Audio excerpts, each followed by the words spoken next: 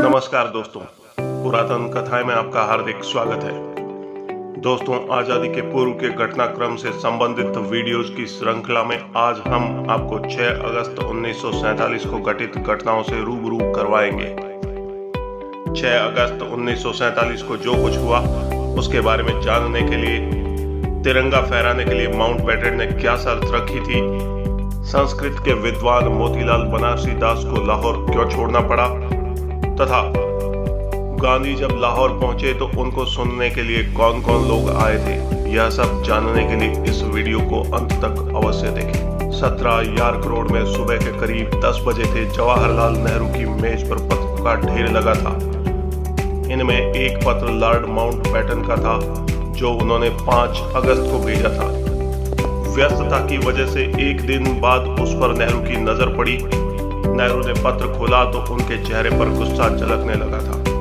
पत्र में लिखा था, स्वतंत्रता दिवस समेत समस्त खास मौकों पर तिरंगे के साथ ब्रिटिश झंडा फहराया जाएगा। नेहरू ने फौरन खत का जवाब दिया।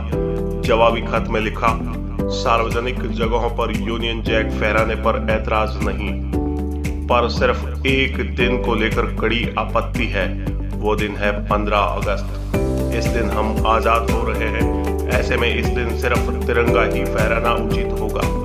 हालांकि लंदन के इंडिया हाउस में तिरंगे के साथ ब्रिटिश झंडा फहरा सकते हैं।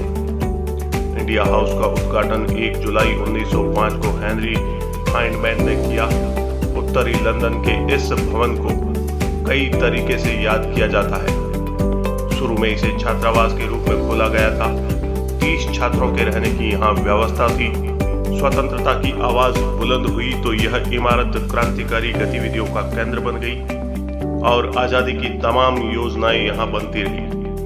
बाद में पहली इंडिया होम रूल सोसाइटी और दूसरे कई संगठनों का यहाँ मुख्यालय भी खुला। लॉर्ड माउंटबेटन ने अपने पत्र में 1 जनवरी सैनिक दिवस, 1 अप्रैल वायुसेना दिवस, 25 अप्रैल, 24 मई राष्ट्रकुल दिवस पर भी तिरंगे के साथ यूनियन जैक फहराने की मांग रखी। ब्रिटेन के राजा के जन्मदिन, संयुक्त राष्ट्र के ध्वज दिवस, ब्रिटिश महारानी के जन्म दिवस, नौसेना दिवस और विश्व युद्ध में शहीद हुए सैनिकों के स्मरण दिवस पर भी यूनियन जैक फहराने के लिए कहा। लेकिन नेहरू ने सिर्फ 15 अगस्त पर आपत्ति जताई।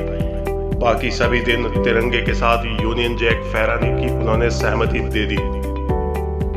1 अप्रैल 1933 को रॉयल इंडिया एयरफोर्स के पहले दस्ते का गठन हुआ।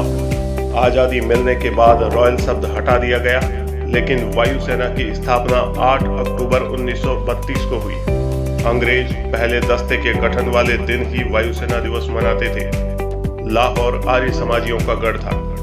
इतिहासकार मानते हैं कि लाहौर से ही संस्कृत भाषा को उन्होंने समृद्ध किया। आर्य समाजियों ने लाहौर में कई संस्कृत स्कूल खोले, लेकिन ये स्कूल अब दंगे की आग में जल रहे थे। हालात बिगड़े तो संस्कृत के विद्वान मोतीलाल बनारसी दास ने भी लाहौर छोड़ने का फैसला कर लिया। इतिहास देखें तो लाहौर हमेशा हिंदुओं सिखों के दिल के करीब रहा था। महाराजा रणजीत सिंह की यह राजधानी थी। सिख उनकी समाधि को छोड़कर कहीं जाने को तैयार नहीं हुए। हिंदुओं के लिए भी ऐसा फैसला लेना बहुत मुश्किल भरा था।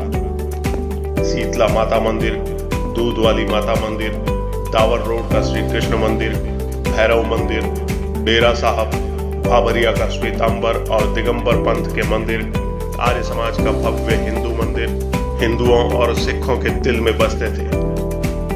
रामायण में भी लाहौर का जिक्र मिलता है। कहते हैं कि इस शहर को श्री राम के पुत्र लव ने बसाया था। उनका मंदिर भी लाहौर किले के अंदर था। हिंदू सिख इन मंदिरों के भविष्य को लेकर चिंतित थे। लाहौर में कांग्रेस बहुत मजबूत स्थिति में थी। हिंदू सिख मुस्लिम सभी उसके कार्यकर्ता थे। जब बंटवारे की आग धधकने लगी तो मुस्लिमों ने कांग्रेस से दूरी बना ली। यहाँ गुमनाम रहने वाली मुस्लिम लीग अब मजबूत हो चुकी थी। जिन मुसलमानों ने कांग्रेस का हाथ छोड़ दिया वे मुस्लिम लीग के साथ चलने लगे। वैसे तो बाबा साहब भीमराव अंबेडकर हमेशा न्याय और बराबरी की बात करते थे। 6 अगस्त को बाबा साहेब मुंबई में अपने आवास पर शेड्यूल कास्ट फेडरेशन के कार्यकर्ताओं की बधाइयां स्वीकार करने में व्यस्त थे। बाबा साहब को मंत्रिमंडल में जगह मिलने की सूचना पर घर के बाहर लोगों की लंबी लाइन लगी हुई थी।